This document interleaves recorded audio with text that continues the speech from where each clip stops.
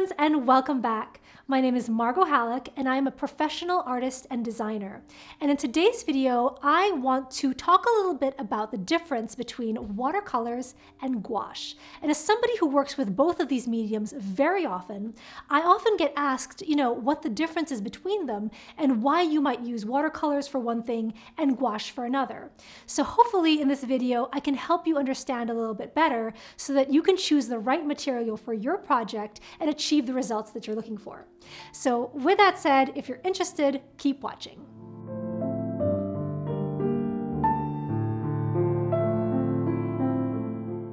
Let's start with watercolors first.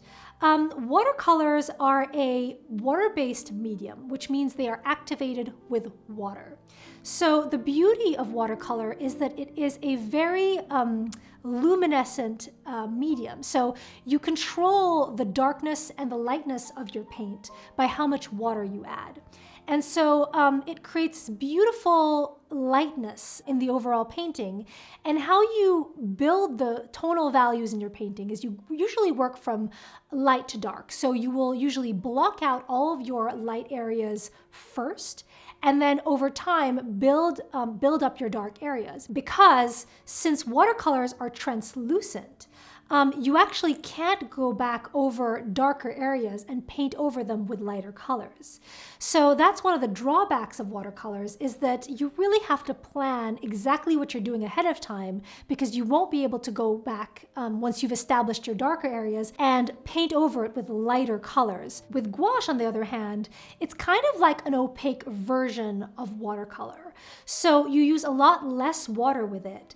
And when it goes on the paper, you don't actually see the underlying layers anymore because it covers it all up.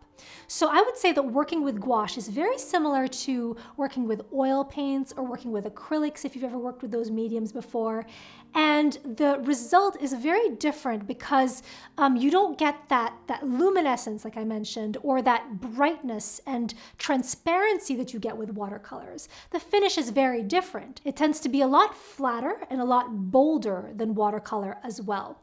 And it's a medium that's used a lot by graphic designers, surface designers, because it is it's very flat and very graphic, which is not to say that you can't use it like watercolors, but if you're going for the look of watercolors, I would just say stick with watercolors as your medium, because that's really what it was intended to be used for.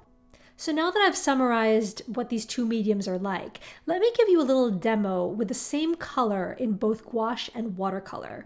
So I have my palette here, and I'm going to grab the same color but in two different paint mediums. So I have ultramarine blue in both gouache and in watercolor, so we can see what these look like apples to apples as I take them on a little test drive. So first of all, with watercolor, you're always adding water first. I guess for both mediums you do, but it's much more significant, like I mentioned before, with watercolor. So you want to make sure that you're really wetting the paint enough to get it going. So I'm just going to keep dipping my brush in here and start adding some water to build the consistency that I want for this paint. The first example I want to go over is what happens when you create a wash, meaning a surface where you have a lot of water and you're creating a blend. So with watercolor, as you can see, when the paint touches the paper, there's this luminosity to it that kind of looks like the paper is lit from within. And what we're seeing here is really just the light penetrating through the layer of watercolor and showing the paper underneath. So as you can see, it's bright and airy and just has a very distinct finish to it. Of course, you don't have to stay very pale in color, so you can actually build up some of the darkness like I am right here on the edge. But as you can see, even with that darkness, it still retains that translucent quality to it. Okay, we're going to try the same thing, but now with gouache. So I'm picking up some gouache, and if I'm going to be doing a wash with the gouache, funny rhyme here, it's actually going to be quite similar to watercolor. So you can see right here, if I'm adding a lot of water, it reacts and behaves very similarly to the watercolor. However, as you add more pigment to an area, you're going to see that the opacity starts to build. So here on the left, it's starting to get a lot more opaque and less see-through in that section of my wash. So let's take that a step further and create swatches that are as opaque as possible and as solid as possible for both watercolor and gouache. So for the watercolor, I'm going to start building this little box. And as you can see, it's still kind of transparent. And truth be told, I don't recommend this, but I'm actually using paint straight from the tube to try to get it to be as solid as possible, which is really hard. You can see it kind of doesn't want to do that. So that's for the watercolor. And then I'm going to do the same thing now with gouache. And you're really going to see how much bolder and more solid the gouache is going to be. And the key here is to use a lot less water. So if I'm using a lot less water, you're going to see right here that it kind of applies in this very buttery and very opaque consistency. You're really not seeing the white of the paper shining through anymore. And the more layers you add, the denser and more opaque it's going to get.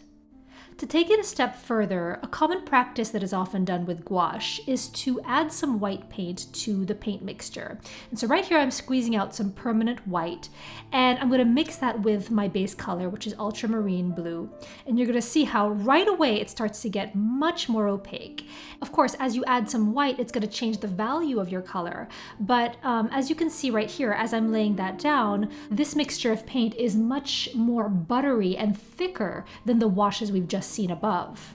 As we take a closer look now at the final outcome of these swatches, we can really see the variations in color that occurs with the watercolor and how much flatter and more graphic the gouache looks.